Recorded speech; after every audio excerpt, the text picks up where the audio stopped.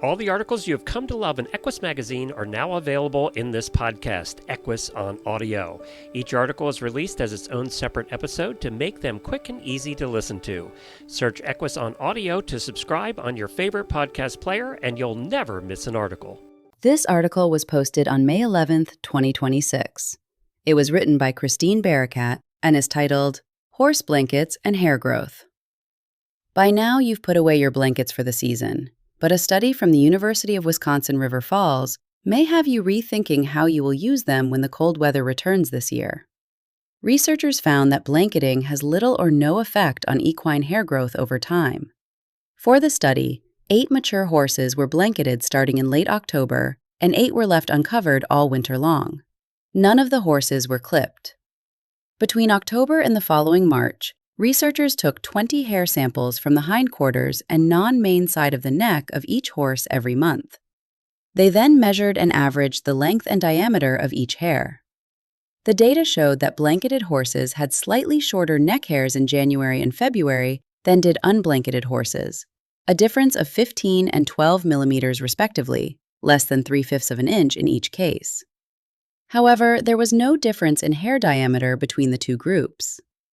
This study does show there was a difference in hair coat length, but this was only statistically significant for neck hair 2 months out of the year, says Michelle DeBoer, PhD.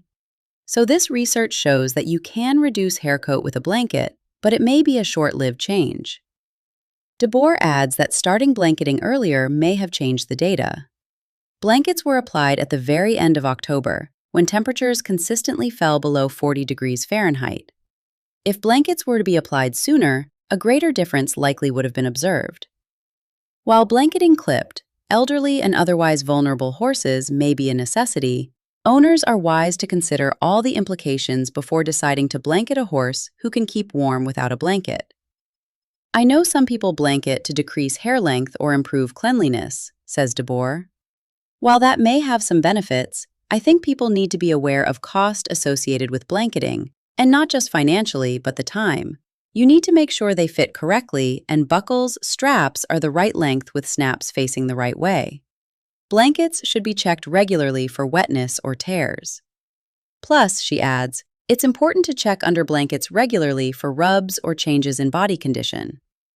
Additionally, blanket weight should be changed according to weather to prevent horses from overheating, which can be time-consuming, especially if you don't live on site with your horses, says DeBoer. So while there may be benefits, you need to make sure you uphold your end of the deal in blanketing properly and safely.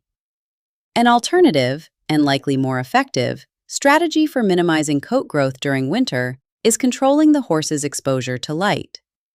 Photoperiod, or amount of daylight, is the main variable that impacts horse hair coat, says DeBoer. Using masks that are often used to encourage broodmares to cycle, having lights in your barn on for an extended period of time can help. Tired of flies bugging your barn? Kill flies before they hatch with fly predators, nature's fly-fighting bugs that kill as many as 70,000 flies with a single delivery. Fly predators are beneficial insects that kill flies before they hatch. They break the fly life cycle at the source, naturally and safely. They don't bother people or animals, but they do keep your barn, pasture, or paddock way more comfortable. With fly predators, your fly control is taken care of in just a few minutes each month. No chemicals, no daily spraying, just fewer flies all season. Learn more at info.spalding-labs.com. Little bugs, big difference.